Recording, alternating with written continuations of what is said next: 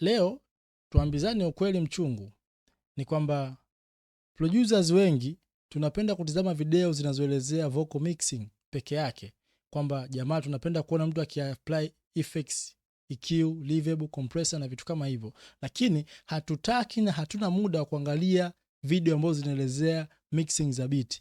Na kitu kama hicho kinakuja kinatukoste. Mwisho wa siku unakuta producer amemix vocal yake na sound vizuri, lakini beat ni mbaya. Akiamini kwamba vocal ikiwa imenyoka basi kila kitu kitakuwa vizuri na wimbo utakuwa mzuri, kitu ambacho sio kweli. Sometimes na always iko hivi, kuna mtu haelewi maneno ya wimbo ila anapenda beat.